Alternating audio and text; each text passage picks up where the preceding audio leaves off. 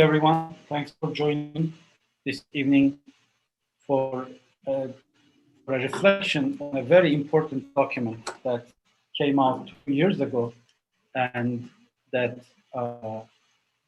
has started bearing its fruits, like the declaration of the International Day of Human Fraternity, which we are observing for the first today all over the globe. And a document that we will hope will be inspiring a variety of concrete engagements and outcomes, very positive outcomes throughout the interfaith, throughout the faith spectrum and social work spectrum here in the US and in the wider globe. So the document on human fraternity was became materialized thanks to the exemplary leadership of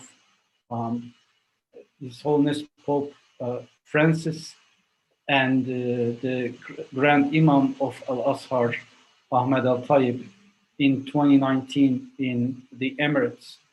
And the document not only refreshes our conviction in the importance of interfaith dialogue, but it envisions making this a way of helping in solving the problems of contemporary globe. So together we have three speakers from three valuable speakers from various backgrounds who will be providing us a spectrum of very valuable inputs about the history of this engagement, its theological underpinnings, and also and observations and insights about its application. So now I turn to our first speaker, Dr. Pim Wolcenberg from Catholic University of America, for his presentation. Dr. Wolcenberg. Thank you very much. Ibrahim, I hope that you can see my screen, even though it started at the end. So I would like to introduce today our panel by making a couple of introductory remarks. What I will do is I will first give a couple of historical notes, just to draw a couple of lines to explain a bit more about the context of this document on human fraternity. Then I will focus on actually just two elements in the document itself that, to my mind, are important to understand what exactly the document tries to do. And then in the third step, I will concentrate on Pope Francis, his contribution to the document, and also drawing a few lines to a couple of other things that he did. And I also, just as a side note, want to say a few words about Ahmad Al-Tayyeb, the Grand Imam of Al-Azhar Mosque, and his particular approach to this document. So all in all, excuse me, sorry for interrupting. You're more than welcome to use the full screen feature for a better view of the slides. Yeah, is that better? Okay, because yeah, my problem is always if I do that, then I lose all of you. But okay, I can do that. There it goes. So, all right. My first step. The document itself clearly goes back in its proclamation in 2019 to an earlier encounter between a religious leader of the Catholic tradition or the Christian tradition and one of the Muslim tradition, namely between Saint Francis of Assisi and Sultan Malik Al-Kamil in Damietta in 1219. Of course, much can be said about that, about the Crusades as context for that encounter, about the wish of Saint Francis to convert the Sultan, about the way in which they had their conversations. Probably the best thing to remember is that according to witnesses at that time, in history, the meeting ended by the mutual promise between Francis and the Sultan that they would pray to God for one another, that God would give them the religion that would suit them best.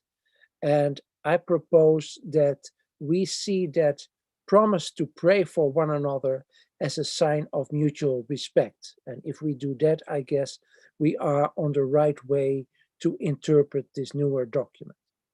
Then I would say, from the Catholic perspective, Nostra Aetate, the famous document from the Second Vatican Council about the relationship between the Catholic Church and other religious tradition, repeats that idea of mutual respect. It begins by saying the Church looks with esteem on the Muslims. And that is basically the tone of the entire document. What I find important is its conclusion. The Nostra Aetate says, well, probably talking theology is not the best way to enter into Christian-Muslim dialogue, even though, of course, I, as a theologian, would like to do that. But Nostra Aetate says we should try to find common ground, Christians and Muslims, to work together, and you see the quotation here, work together for the preservation and fostering of social justice, moral welfare, and peace and freedom for all humankind. And you will see how that comes back in the document on human fraternity. So there is a clear focus on ethics and social justice, and Geneviève will later on talk about the dialogue of action as the type of dialogue that is promoted here. Just a little bit of context. When Pope Francis and the Grand Imam of Al-Azhar met, it was not the first time that they met. So there was a standing dialogue between the Vatican and Al-Azhar Mosque and University in Egypt that was interrupted for some time. I won't go into the details about that, but it was resumed in 2016. And when Pope Francis visited Egypt in 2017, he spoke at Al-Azhar at a peace conference, so a conference that wanted to create peace in the Muslim world, but also between the Muslim world and the Western world. And I think that is very important to see that notion of the peace conference as an earlier meeting between the two. Okay, let me go to the next slide. I think it is important to look, first of all, at the introduction of the document. I guess Seki will tell a bit more about that later on, in which Christians and Muslims are introduced as people of faith, united by the awareness that we are all created by one God.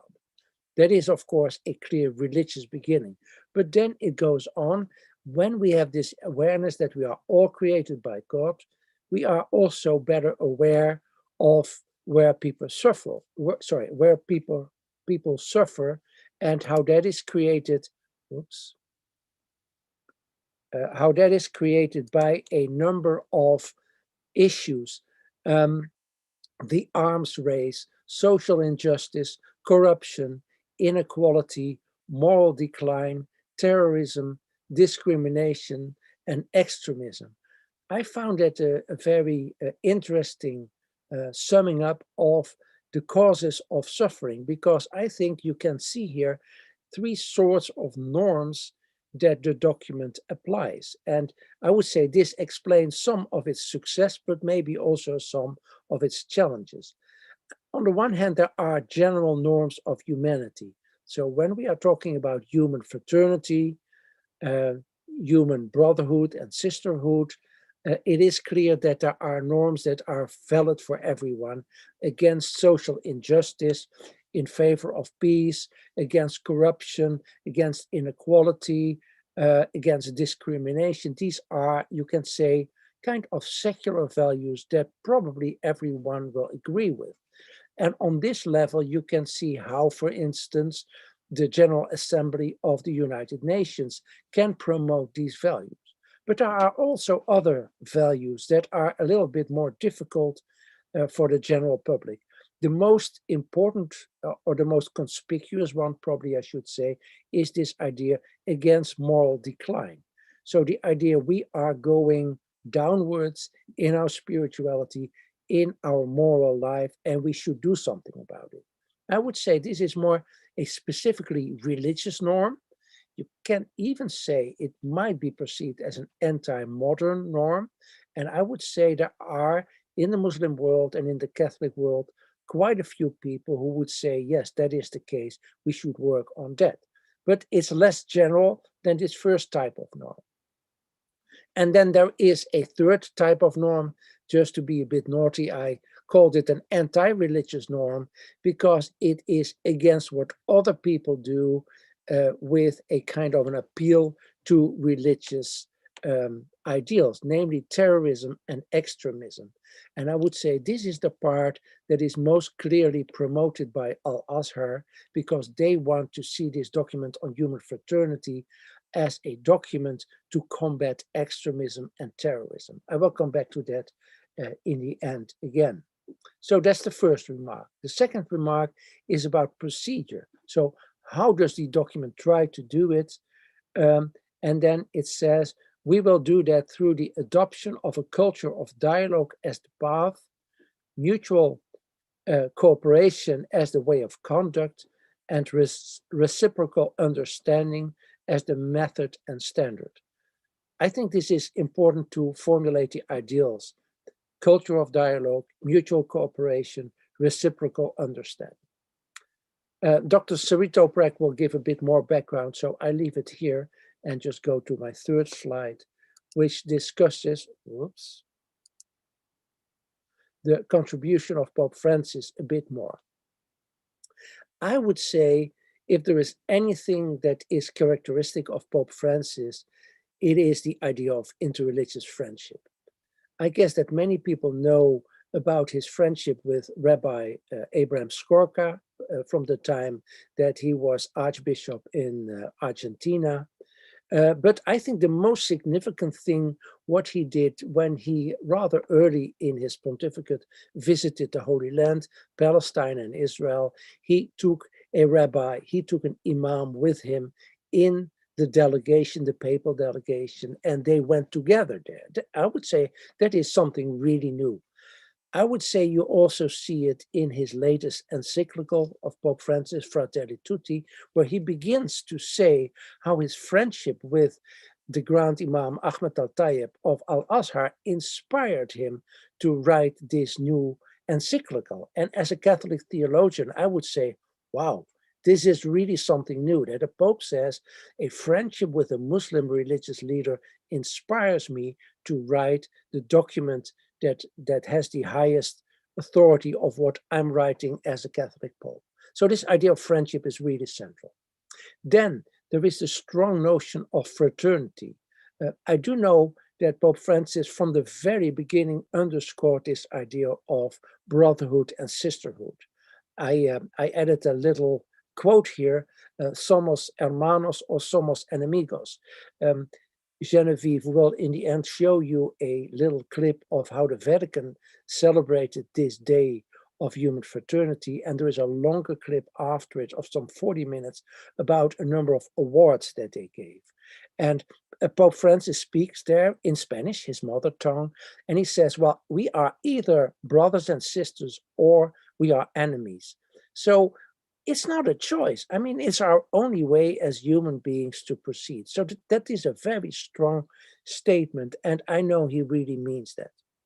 At the same time, I only know that he says, well, okay, we need to appreciate differences. We need to live with differences, even religious differences. We can even say, and that's part of the document that got him into some problems in the Catholic Church, to say that God willed religious differences and we should work with it, but not in such a way as to lose our own identity. So also in dialogue, you can only do that in a good way if you are doing that, preserving your own identity. As I said, I just want to kind of juxtapose that to what I see as the major input of the Grand Imam of Al-Azhar, Ahmad Al-Tayyeb. In his case, he agrees with all of that, but his struggle, so to say, is to get a voice in the Muslim world, countering extremism, countering terrorism.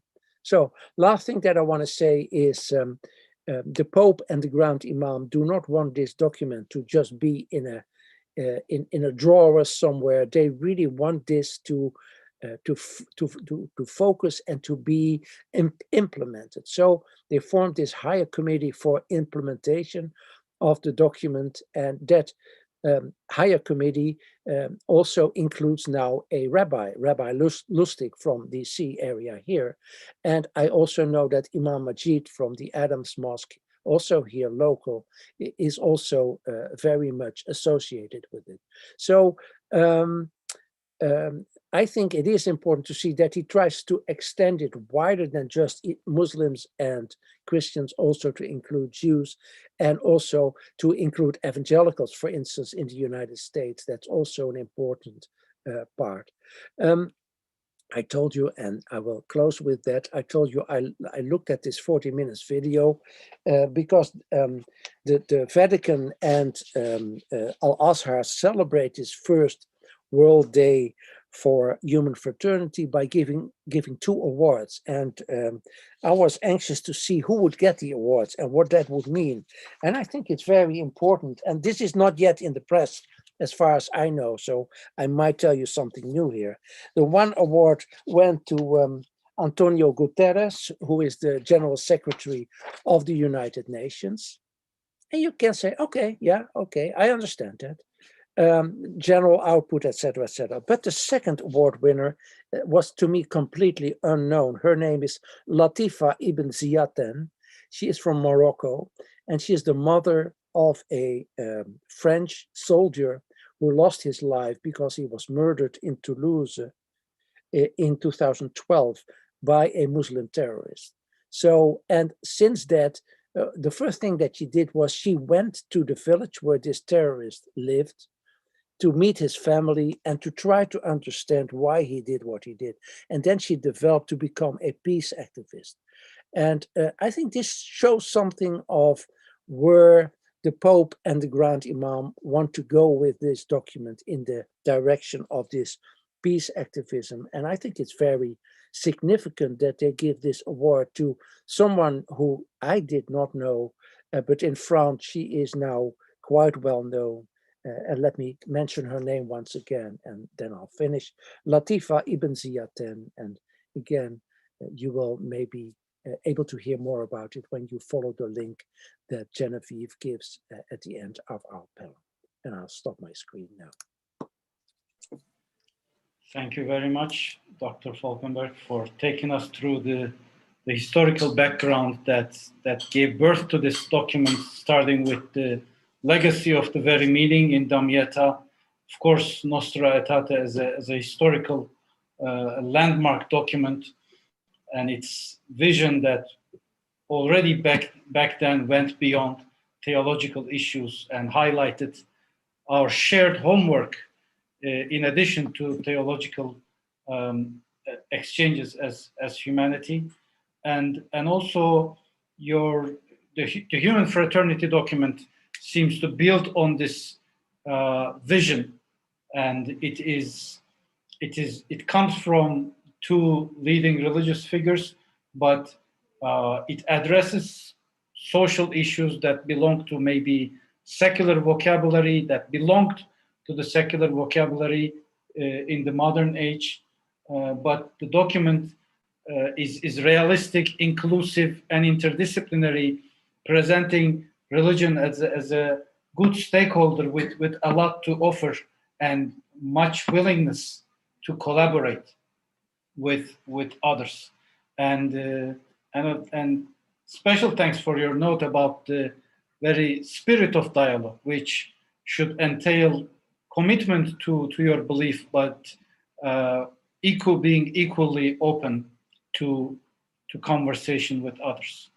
So after this introduction, I ask Dr. Zeki Sarıtoprak of John Carroll University to talk us about his points in his presentation on the necessity of human fraternity, theological and practical reflections. Dr. Sartoprak, the floor is yours. Thank you, Ibrahim, and thank you, Pim, for this wonderful presentation. That Pim gave a historical background. So my task is to look at the document from a theological perspective. As a Muslim theologian who studied Islamic theology, I look at the document from that perspective, and I would say it is a really very rich document. Within the time period that is given to me, which is 15 minutes, I will focus on 8 points of the document. And then, of course, at the end, we'll have a Q&A session, and then I will answer any question that you might have. So the first point, first of all, before I go to the points, I think this is very important event, especially in our modern time, to have the leader of the highest religious institution in the Islamic world, Al-Azhar. Historically, Al-Azhar is known as Azhar-i Sharif, which means the blessed Al-Azhar is so precious in the sight of Muslims, historically. When I was in Cairo studying Arabic language, they were celebrating the millennial anniversary of the establishment of the university. Millennial. So over 1,000 years, it has been established by Muslims, and it is active since then. And having had the highest authority in the Catholic tradition, coming together and then having this document by itself, I think is remarkable. That is something that really I would look for. Being the author of Islam's Jesus, the book that I wrote published in 2014, I have been emphasizing this since for a long time, and eventually that book came out. So that the feature of humanity is in dialogue between Muslims, Christians, and more encompassing Muslims, Christians, and Jews, the people of the book, basically. So the point that I took from the document, and I like to emphasize, the first point is the necessity of dialogue. Now, from a theological perspective, actually, this is a Quranic command, because the Quranic verse clearly says, O Muhammad, say, O people of the book, let's come to a common word between us and you. This is in the Quran. And this command has been there since the revelation of the Quran. So for 1400 years, this command is there. Some Muslims maybe didn't see it, or maybe they saw it, but basically it is there. But somehow it is not emphasized. And maybe it is in the commentaries of the Quran, strongly emphasized. And anyway, so that dimension is really important, and it is coming from the Holy Quran, I would say. There is another similar verse in the Quran, especially talking to the people of the book. Again, it's a command. When you have discussion with the people of the book, have your debate, have your discussion, have your talk in the most beautiful way. In the most beautiful way.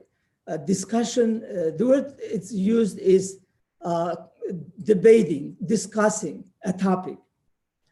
But it should be in the most beautiful way. Ahsan, the word ahsan is used. Billati hiya ahsan, the way that is the most beautiful. So this is the first point. The second point, dialogue is not about religious toleration only. It is about goodwill between members of different faith traditions, to have goodwill and to create a better world, to make our future brighter. That is the purpose of dialogue among the adherents of religious tradition. And I see this in this document because the document says dialogue, understanding, and widespread promotion of a culture of tolerance, acceptance of others, and of living together peacefully would contribute significantly to reducing many economic, social, political, and environmental problems that weigh so heavily on a larger part of humanity. So if dialogue between Muslims and Christians, as these two representatives of Islam and Christianity coming together, if a larger number of Muslims and Christians coming together and working in this direction, they will be able to make change. There are echoes of this in the Quran. For example, the Quranic verse clearly says, that's a very well-known Quranic verse, almost repeated very frequently on these occasions. O humankind, surely we have created you from a single male and female and made you into nations and tribes. So you are not only one nation, you are different. We have made you, God says, Allah says, we have made you into nations and tribes so that you may know one another. You may know one another. Not fight one another, but know one another. And who is the best? The Quran says, the noblest, most honorable of you in God's sight is the one who is best in piety. So not because of your color, you are better. Not because of your status, you are better. Not because of your social place in society, your money, you are better. You are better because you are the most pious. That is the criteria for goodness. So this is another important point, I think. The third point, in many junctures, it actually emphasizes that to come together for peace. The result will bring peace. And peace is a necessity if we, as men and women of faith, are truly be faithful and to follow the path of God and the ways of the prophets. I think we will work for peace. And I think this document invites people, the followers of Islam and the followers of Christianity, to work for peace, to come together for peace. Now, in my book, Islam's Jesus, I made a rough calculation that if Muslims, Christians, and Jews, the people of the book, come together, they constitute more than half of humanity. I think about 60% of the world population is related to these three traditions. If they come together and they work for peace, they will make peace, inshallah. They will be able to bring peace to our world. And when there is peace, everybody will benefit from it. Not only Christians and Muslims, all people will benefit from it. And the third point that is emphasized is human dignity. And I think Pim briefly mentioned that. It is, the document says, justice based on mercy is the path to follow in order to achieve a dignified life of which every human being has a right. Now, it's so important that in the Quran, the dignity of human being in several verses is emphasized. For example, a verse says, God has created human being in the most beautiful form. human being, just the form of human being is the most beautiful one. There is no better than this one, than this form. So that is because human being is dignified. It's not like a normal other creatures. It is like the supervisor in the realm of creation. And the creation of human being itself is beautiful. And again, another verse says, God has honored and dignified the children of Adam. The children of Adam, human beings. Again, they are honored and dignified. So this is also very much important principle, theological principle in the Quran. And the point number 5 that I wanted to emphasize, common humanity and friendship. It is highlighted in the document. The Prophet of Islam says that all human beings are from Adam, and Adam is from soil. There is no superiority of one human being over another.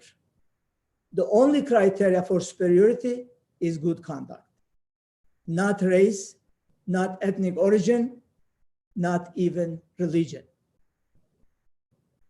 The criteria is good conduct.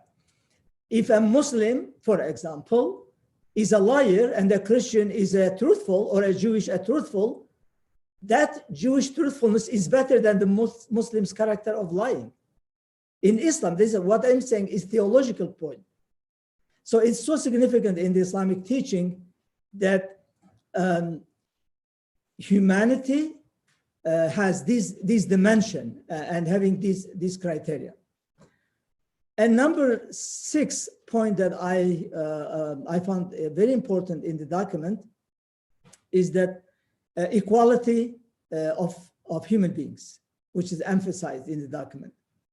So it strongly criticizes the inequality in our world. Yes, it sounds like kind of a secular concept. Well, socialism also is talking about equality. This is not, this is in Islam, it's a theology. Basically, Islam says you have to give charity. You have to give zakat. There are 2 types of charity. One is compulsory, which is zakat, and one is voluntarily, which is sadaqah. So you have to give, not if you wish, you have to, as long as you are wealthy enough. So I think this is also a very important principle. And basically, if humanity wants to have a peaceful and harmonious society, there is a need to have a bridge between the poor and the rich. And this charity that Islam, the Quranic principle, emphasizes is building this bridge. So the idea is that to have compassion from the rich people towards the poor, and to have respect from the poor people towards the rich. How this can be achieved? Well, through this interaction and equality that eventually will make a harmonious society. Islam is not socialism. It is clear. Islam gives opportunity to be wealthy as much as you can, but always says, don't forget those who are marginalized, the poor. Even you are very rich, yes, you can be rich, but you have to give zakat. That is the minimum. Zakat is the minimum. You can give more. The minimum is a requirement you have to give. So that also actually is theologically emphasized in the document, I would say. And the final 2 points that I like to emphasize is that the document beautifully credits the gift of life to the Creator, which is very Islamic. Allah is the creator of life and death. If life is a gift, no one take it except the giver of the gift. No one is allowed to take the life of an individual. Only God is the giver, and God can take it. Not only human beings, other creatures even. If there is an ant moving there, You are not allowed to step on it because it didn't harm you. It didn't do anything to you. So life of human beings is the highest. And that's why with such a logical connection, it emphasized that life is to be protected because the giver of life has given this as a kind of trust and you have to protect it. Therefore, all actions that threaten the lives of human beings are condemned in the Islamic teaching. And this document really emphasizing that. In Islam, it is understood that taking the life of one innocent person is as if you take the life of all human beings. This is in the, I think in the Torah and also in the Quran. And in the same way, the Quran actually goes on. It says, if you save the life of one person, it is as if you save the life of all human beings.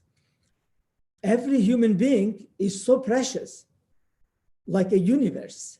And therefore, saving the life of a human being is like saving the life of entire humanity. So I think this is a very beautiful way that emphasized in the document. I think it is beautifully stated. God, the Almighty, has no need to be defended by anyone and does not want his name to be used to terrorize people. Those who are acting in the name of God, saying that we are defending God. God doesn't need to be defended. We are defending Islam. Islam doesn't need to be defended, theologically speaking. And therefore, those who are terrorizing people, they are not defending Allah. They are not defending Islam. Unfortunately, they are actually deviating from the path of Islam. And I think final point, I would say unity and alliance. The verse that I just mentioned at the beginning is emphasizing this, that let's come together to a common word between us and you, the Quran says. And I think the major achievement of coming together would be peace, to bring peace together. And then would be beneficial for all human beings. And our future generation would benefit from this. And I hope that this document will contribute to this greatly. Thank you very much. Thank you very much, Dr. Saratoprac, for you didn't stop me. I think I passed my time a little bit. Thank you very much. That was, yeah, thank you for honoring the time. So thank you for your emphasis about how Quran frames dialogue, not as something nice to have, but welcomes it to the very core of Islamic faith. And also your note on virtue being related to, being connected to behavior and not identity, not emanating from identity, but coming out of behavior. And your highlights on how the document coming out from two religious leaders upholds those human values that really extends the scope of cooperation beyond faith or even the interfaith realm. So thank you for your remarks. And now I turn to our third and last speaker, last panelist this evening, Genevieve Mogay, Director of the Office of Social Concerns at the Archdiocese of Washington. She will be talking about the work of social friendship, dialogue, and pastoral application, a Catholic perspective on interfaith dialogue. So, Genevieve Mogay, the floor is yours. Thank you. Thank you so much. Dr. Wolcenberg began our panel by noting the historical context of the document, the 2019 joint document, and its significance in our context today. Dr. Saratoprac brought into it a framing for the Muslim theological context by using a common and shared knowledge of God as creator. And from that point, we can move into the third point of this presentation. Much of the foundation of interreligious dialogue and its pastoral application is based on the concept of the Imago Dei, the foundational belief that every human is created in the image and likeness of God. We are all a reflection of God's image, God's love, care, compassion, and wonder, hence the desire to promote and protect the dignity of the human person. This presentation is going to pull into conversation 3 points for consideration in the work of interreligious dialogue. First, a quick examination of key contributions of interreligious documents from the Pontifical Councils on interreligious dialogue. Second, highlighting significant pastoral contributions from the 2019 joint document on human fraternity for world peace and living together, and the reason that we're here today. Finally, presenting some pastoral applications from a Catholic lens on this joint document from 2019. Using scripture and tradition, we can see the influence already informing the world around us. Some key takeaways from the guiding documents informing this work. So in 1984, there was a secretariat for non-Christians, and they published a framework. And in 1991, that secretariat for non-Christians was renamed the Pontifical Council for Interreligious Dialogue. The key takeaways from the 1984 document were they talked about the forms of dialogue. And they talked about a dialogue of life, a dialogue of action, a dialogue of theological exchange, and a dialogue of religious experience. The dialogue of life is where people strive to live in an open and neighborly spirit with one another, sharing their joys, their sorrows, their human problems and occupations. This is simply interactions with neighbors, family members, strangers on the street. Next, we have the dialogue of action. This is where Christians and others collaborate for the integral development and liberation of people. An example of this was in 2017, after the administration announced that there would be legislation that would commonly be known as the Muslim ban. Catholics from across the Archdiocese worked together and gathered in 3 hours' time in Lafayette Square Park to hold a mass and to pray for the reversal of the ban, to come together as a sign of compassion and solidarity to speak out against this ban. The dialogue of theological exchange is where specialists seek to deepen their understanding of their respective religious heritages and to appreciate each other's spiritual values. This is where theologians and pastoral ministers and people of like-minded of skill sets come together, much like in the Rumi Forum. And then finally, the dialogue of religious experience, where persons rooted in their own religious traditions share their spiritual riches, for instance, with regard to prayer and contemplation, faith in the ways of searching for God and the absolute. An example of this is St. John's Abbey in Collegeville, Minnesota, hosts what's known as the Monastic Institute every year, or maybe it's every other year now.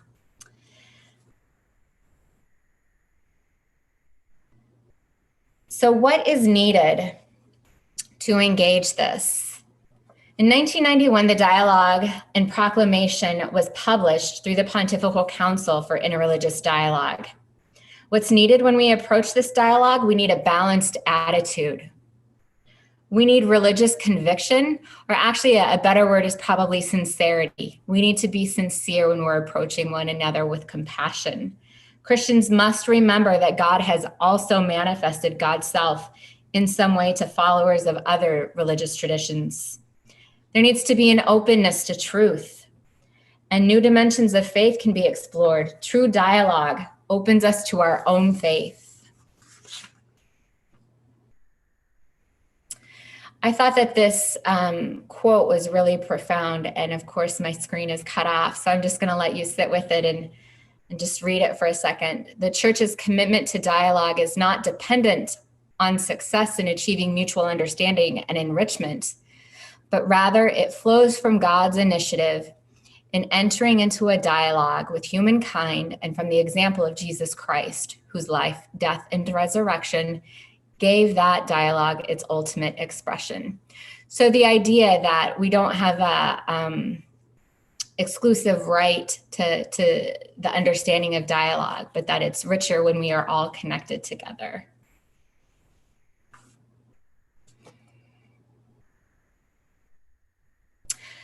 Next, we have the 2014 dialogue in Truth and Charity from the same Pontifical Commission for Interreligious Dialogue. So the way that we come to understand dialogue is in the respecting of the dignity of all people that we engage with a reciprocal communication leading to a common goal. Engagement is not just a discussion, but it is a relationship with communities and individuals who are committed to truth and respect for freedom and mutual understanding. Again, this is an implication of human dignity that's informing this engagement. The aim in dialogue is not conversion. Though it can happen at times, it is not the motivation for engaging in dialogue with one another. Further dialogues cannot exclude anyone. Using the 4 forms of dialogue from the previous section, life, action, theological exchange, and religious experience, we're going to broaden those and frame the conversation using the virtues of truth and charity. And what this means is that the dialogue of truth allows the followers of different religions who are invited to make the contents of their beliefs explicit. Truth must be shared with clarity, with gentleness, and respect in a way that does not degrade human freedom. The dialogue of charity requires respect, attentiveness, kindness, trust, humility, patience, forgiveness, acceptance of the person as a member of the same human family, and the desire to share joy and sorrow. Now we have the challenges. We also have to be clear and honest about the challenges in this work. A lack of enthusiasm for this work is a significant challenge. Substituting proclamation for dialogue is also significant in its challenge. Not knowing enough about our own tradition to help facilitate healthy dialogue is harmful. Lacking openness and using dialogue as a framework to project outcomes for your own gain.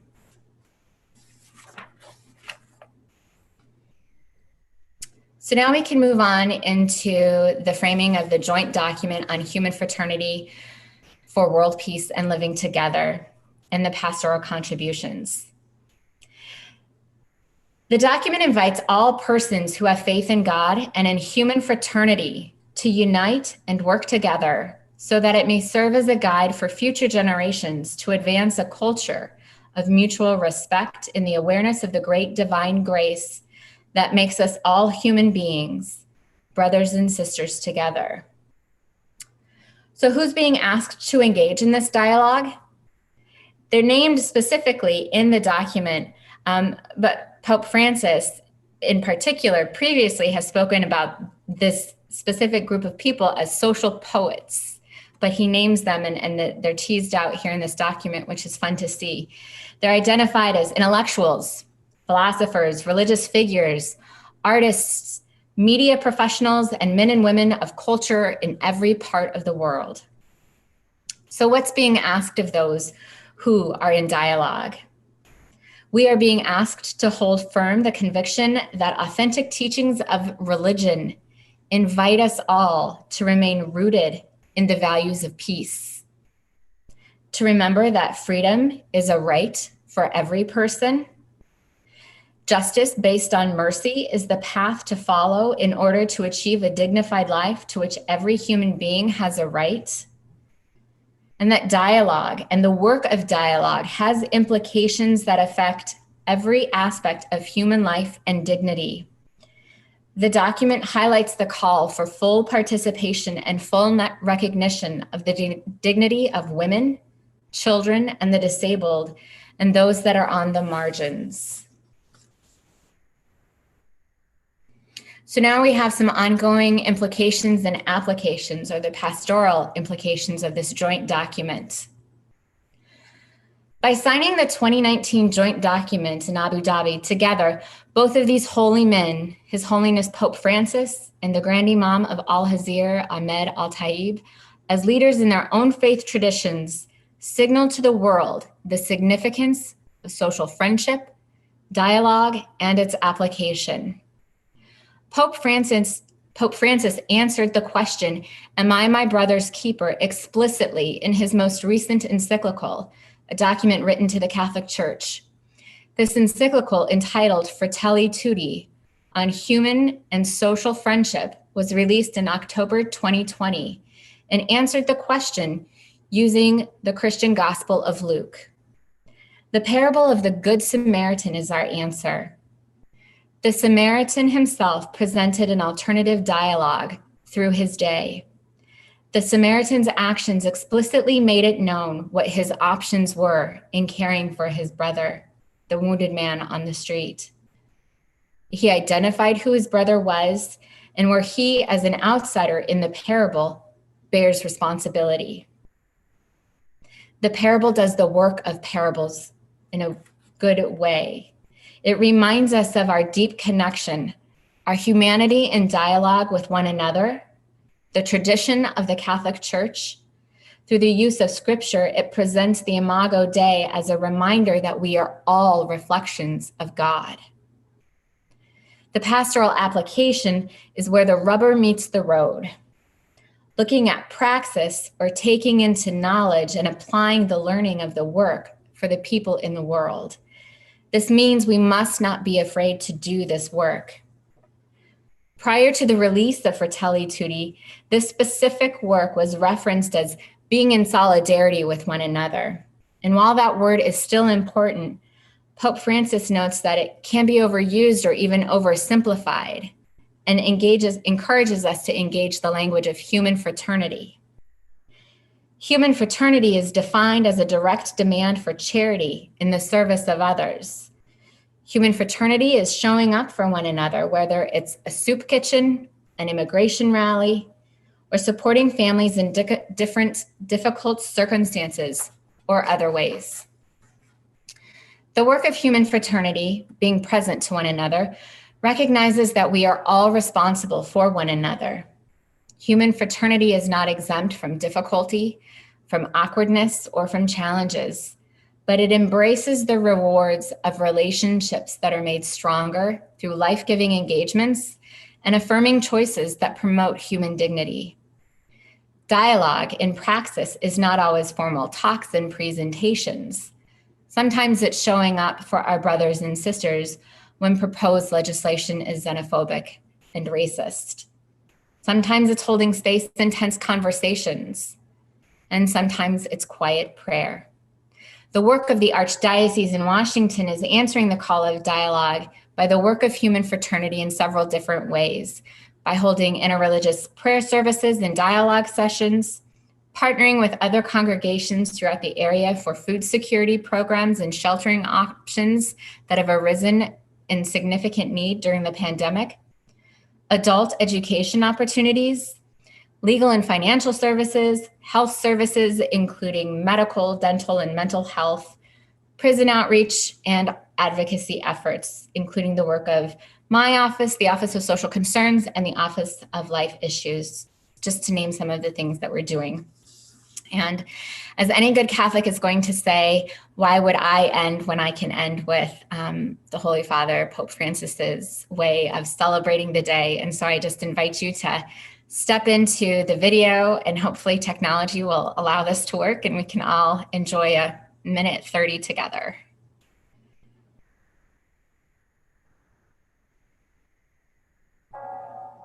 May the day come when we do not discard those who are of little use to us.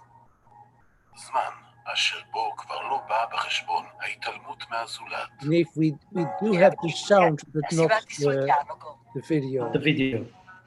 当宗教在兄弟姐妹之间 You need to change your share screen, Anthony. Okay, yeah, you need to change the video.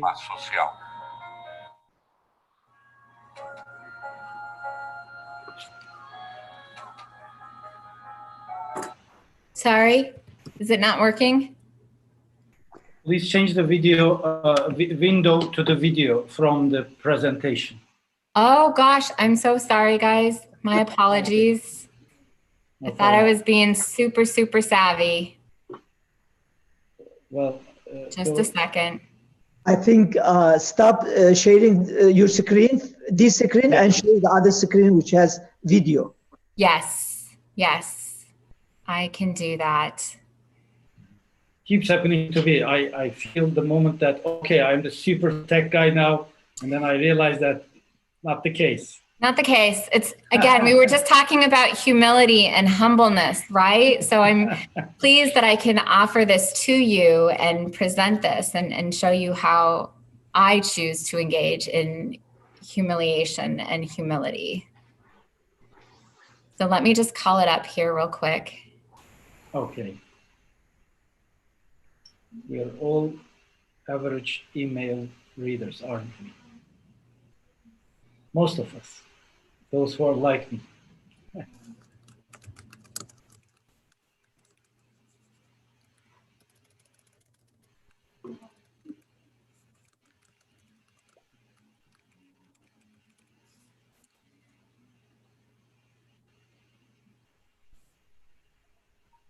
All right, I think I've got it.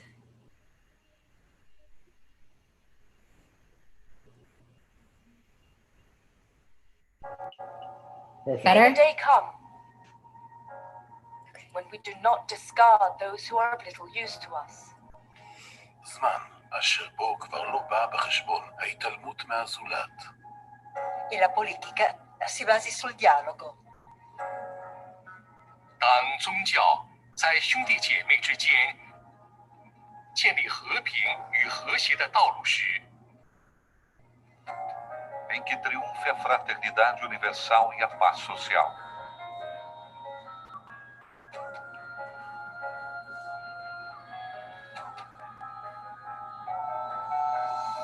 وقتما تتحقق التزامات البابا فرانسيس والإمام الأكبر أحمد الطيب كما قال قداسته في الرسالة العامة Fratelli Tutti. En ese momento nos abriremos más a las otras culturas. Wir werden denen in die Augen schauen, die wir jetzt noch ignorieren. Et nous penserons à leur dignité au lieu de les juger. Let's work together every day to make that day come.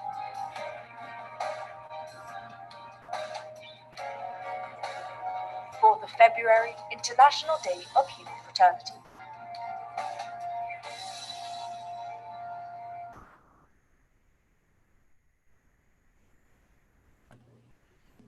Thank you very much for this inspirational video, and such a pleasure to be in part of this endeavor all together on this first day of Human Fraternity. So thank you very much, especially for highlighting the challenges of dialogue. I mean, we wish it were always as easy as in its ceremonial format, but that's not what it happens in practice. And those challenges, dialogue has its rewards, it is inherently valuable, but those challenges, when left unaddressed knowingly, can in the long run become unfair and cause injustices to the very concept of dialogue. So thank you for bringing the challenges as we meet on the way in dialogue activities in life. So now I turn to the audience. As noted in the chat box, you're more than welcome to type your questions or use the raise hand feature of Zoom to use a minute to address your question. And we already have one from Molly. Thank you very much, Molly. The statement between the Grand Imam and the Holy Father is inspiring and hopeful. The document reminds me of a common word document of about 10 years ago. The Grand Imam's desire to have a voice to counter terrorism is reminiscent of the Amman document. In what ways do you see this 2019 statement as a new phase or generation in dialogue? So I assume the question comes to the panel. Thank you, Malik. So who wants to go first? Shall I try? Please. Give it the first try. I would say, yeah, you're right. The Common Word document was kind of it's often said, first you had Nostra Aetate from the Catholic side, then you had Dabra Emet from the Jewish side in 2000, and then 2007, the Common Word document. I would say maybe there are two things that are new here. The first thing is, it is not one religion talking about the relations with another, but two religions talking together, co-signing a document. I think that is really something new. I would also say the other thing that is really new is the endeavor to implement it in a way that keeps it alive, so to say. And I think that is really new. I'm still not sure whether it will work. So that's under the challenges. But I think Pope Francis and Imam Ahmad Al-Tayyeb are really serious about this should not be a one-time statement, but this should be the beginning of a process. And of course, the celebration of today is part of that. And as so often, whether this will be really something new, you cannot tell when you're in the middle of it. Maybe future generations will tell, but we see something new happening. That's for sure. Thank you. So, I think what I find exciting about this as a new statement and phase is in the encyclical Fratelli Tutti, Pope Francis makes reference to this joint document several different times and puts it in the footnotes. And so then you have Catholics who've read this document who are not familiar with the joint declaration and the joint document going and looking up the footnotes and figuring out what he's talking about. But Francis, by putting it in the footnotes, has built it into the tradition of the church. And so people, Catholics all over the world, are then encouraged to educate themselves on this document and to do some deep dive work into figuring out the 4 different types of dialogue that, I walked through, and figure out where they feel comfortable and where they can find themselves in this. And so I do think that it is a new phase, but I think it's exciting. And I think that he's smart and he's done that in several other ways too, but I think that's where it finds me most fascinated is in Fratelli Tutti right now. I think the major difference between this document and the Common Word document, as Pim suggested, this document is signed by the head of 2 religious traditions, if we can use this term. The Common Word document was signed by only Muslim scholars. And it was a kind of invitation, and to a certain extent, it was a reaction to Pope Benedict XVI's statement, negative statement about Prophet Muhammad. It was a little bit reactionary. This came from really an honest dialogue desire. Let's come together and let's do something for the betterment of humanity. And I think this will have a great impact in the future.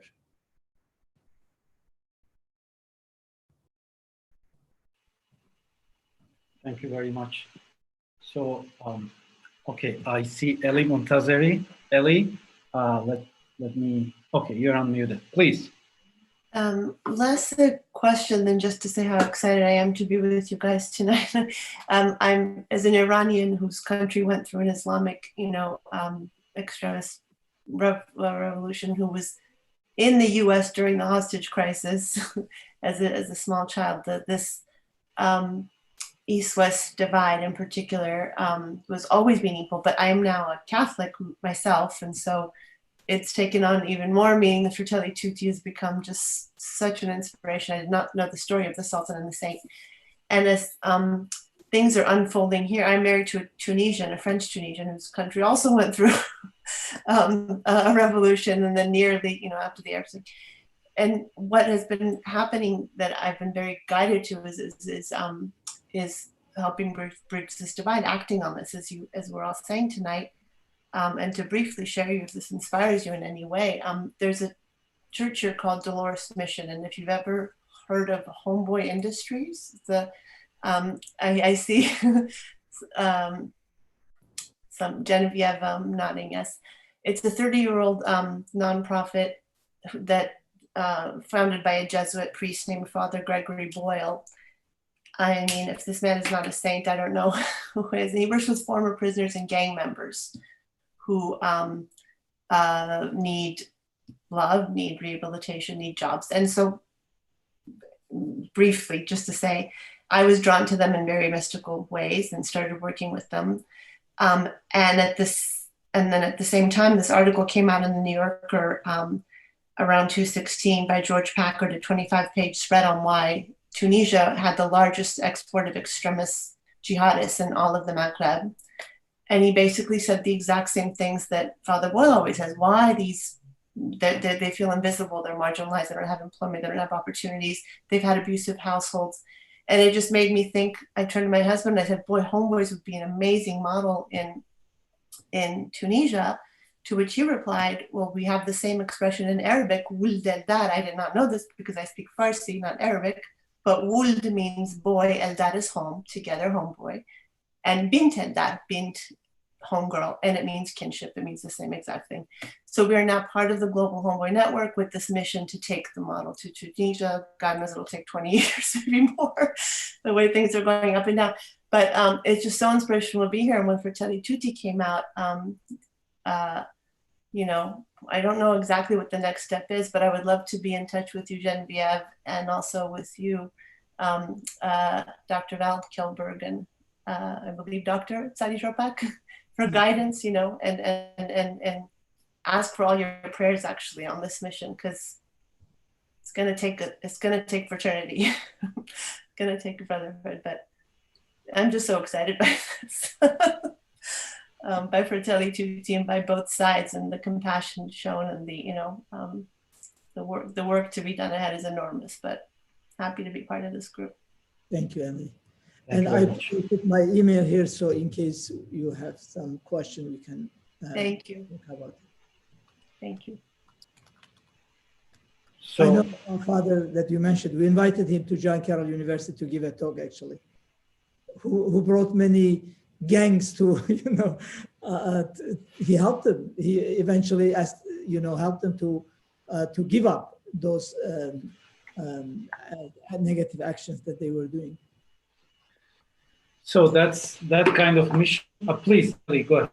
No, I'm sorry, go ahead. So that kind of mission, in those familiar with the Islamic history, especially Sufi side of it, know that many saintly figures come from this corrupt lifestyles, but the way they encounter themselves and leave those corrupt criminal lifestyles behind, and kind of reconnect with God, takes them into very saintly roles in their societies. So it reminded me of that. Some of those famous Islamic saints who kind of converted from that lifestyle into a whole another one. I would like to ask the panel about this recognition of the United Nations. So this is a declaration of the International of Humanity, but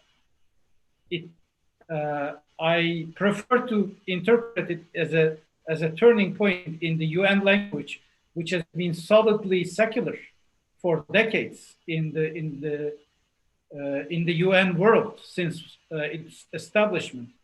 But is this an overinterpretation about the positive and growing role of religion in helping the globe, or is it maybe more of a change that might bring more interdisciplinary, multi-stakeholder landscape into the UN's work by religious figures or religious groups?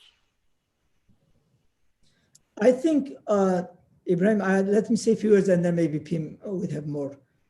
And maybe Genevieve might have more, any of you, anyway. There is a subtle line, not real line, I would say, between what we call it humanism, I'm talking from an Islamic perspective, and Islam.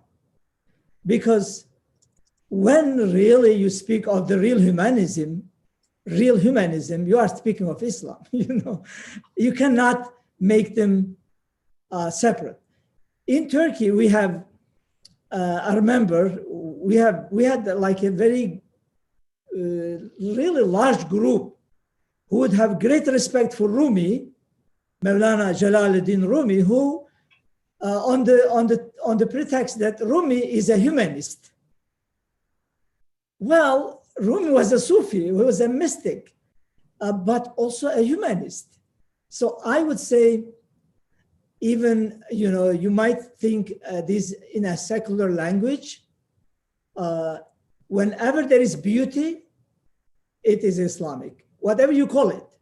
If it is beauty, if it is good, regardless of the way that you mention it, it goes to its main place, and that what we call it Islamic. So I don't feel any kind of negative towards that. It's secular. Well, let be secular, but does the Quran says that? Yes. So welcome. Yeah, and maybe over the about the interaction between religious and secular. I tend to be a little bit more skeptical maybe than some others, in that I think, okay, what does it mean that today is the day of human fraternity? Of course, I would say on the one hand, it is great that the General Assembly of the United Nations has made this such a festive day. On the other hand, if I'm well informed, if I remember well, one of the effects of the Common Word document was the Interfaith Harmony Week that was already in this week. So it is now a day in an Interfaith Harmony Week that I believe was established some 8 years ago or so. I would say, of course, it is a very positive sign if non-religious people can see that religious people can work together. On the other hand, we should not be too optimistic on the human level on what dialogue can change. I mean, I study dialogue, I do dialogue my entire life, I believe. But I think you need to, if you are too idealistic about it, there's a lot of disappointments that will follow, because most of the time things go wrong. But let me give you one example. One of the things, sorry, that I mentioned was that Pope Francis took the rabbi and the Imam when he visited Israel and Palestine. And you may remember that a couple of months later, he invited the president of Israel and the president of Palestine to the Vatican to pray together for peace and better relationships. Now, would Pope Francis really think that that would be a breakthrough in the political stalemate between the two countries? I think not. But probably he thought, well, I'm a religious leader, and the only thing that I can do as a religious leader is to show the importance of religious language, of religious working together, and ultimately leaving it to God. And that's what you do in prayer. And God will take care for this. I believe this is something that Muslims and Christians also believe very deeply. We should do whatever we want to do, but ultimately God will take care for it. So that was kind of his attitude. And I believe this needs to be our attitude when we are talking about the future of dialogue, working together with believing people and non-believing people. We can explain why we do things, but others will work with secular reasons, with secular inspiration, and their work will be as good as ours.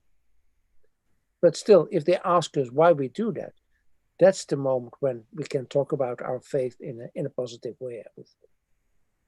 I want to pick up on a couple points that Pim was making, specifically around being too optimistic, because I think that there's truth in that, and I want to honor that. But I also think that we as Christians, and for me in particular as a Catholic woman, my position is to live in hope, to live into the hope of the resurrection of Jesus Christ. And so I think that we can, maybe optimism is where that differs, but that there is hope that dialogue will succeed.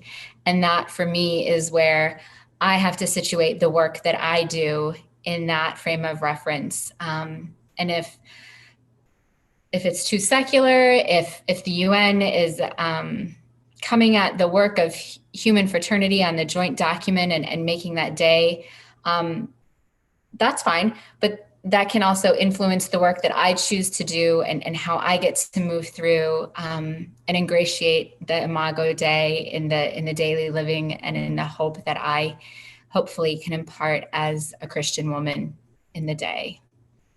And I don't know if that makes sense outside of my own head, but. Thank you very much. I hope this important declaration will transform the way things happen, maybe more from a compartmentalized way of helping the globe to a more collaborative, integrated way of it. And my personal experience in interfaith dialogue equally welcomes both points made by Pim, that point of not being unfair to the concept of dialogue with excessive expectations, and Genevieve's point of never departing hope, because dialogue has this merit. So thanks for highlighting these very important principles in dialogue. So now I want to turn to panelists for their. I also added the link to the official website of the World Interfaith Harmony Week, and I want to give 2 minutes to each of our panelists to share their final reflections before we conclude this evening's program. So I'll go in the same order. So, Pim. Oops, yeah, I think I just gave more or less my final word, in the sense that we really should do our best and study why dialogue often goes wrong. And the few times that they succeed is, in my experience, when dialogue succeeds, it is often when we have the experience that our usual framework of thinking no longer works. So if you really meet an other who says a thing that you didn't expect, that you cannot immediately use, but that requires you to sit back and think and maybe pray and find something new. And I would say, yes, we should do that. On the other hand, we should also be aware that ultimately getting a better world is not in our hands, but we should do whatever we can. Thank you. I think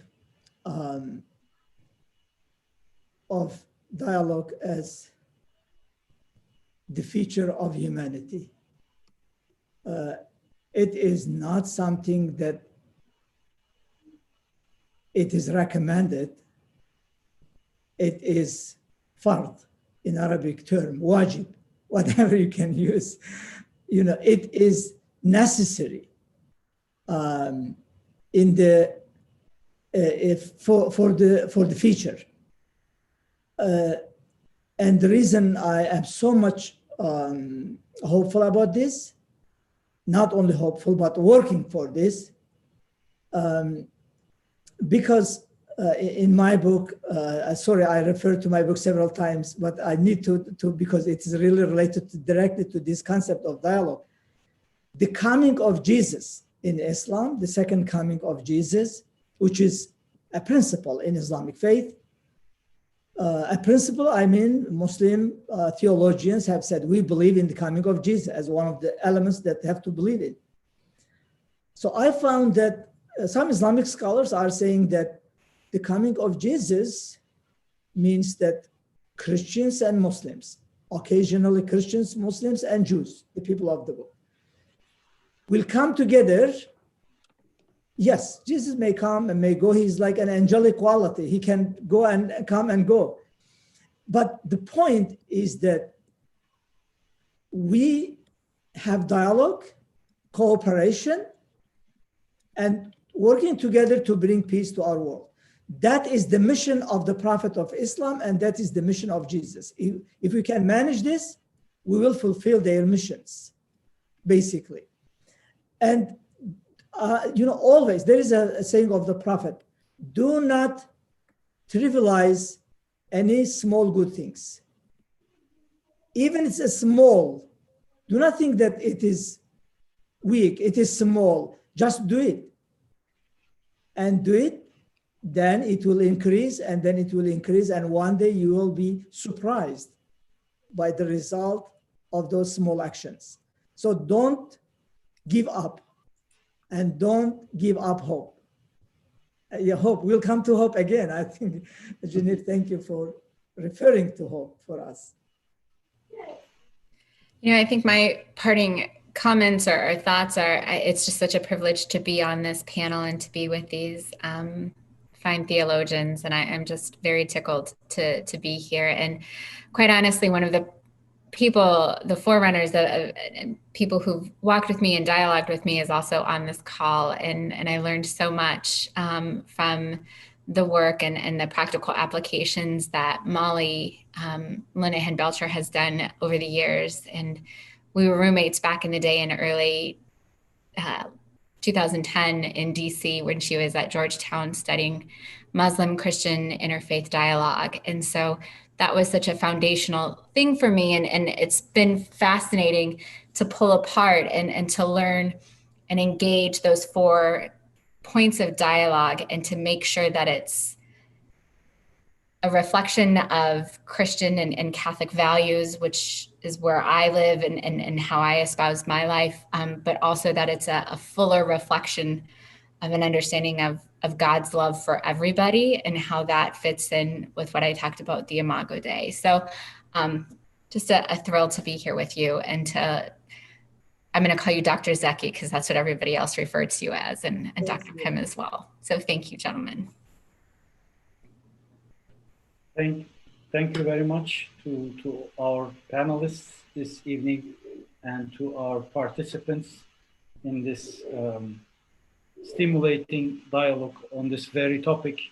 I encourage everyone to fill out our brief survey that I just posted into the link, and would like to end with a brief note about our upcoming event. So Rumi Forum's announcements are available to a large audience via email subscription or our social media accounts. I encourage everyone to follow our updates and take the time to give us feedback and help us as we want to make Rumi Forum a better asset for the society. So the next event will be a book talk about Rumi himself, where our author will talk about Rumi verses during life's annoying moments. She has authored a book where she talks about more than 30 annoying moments during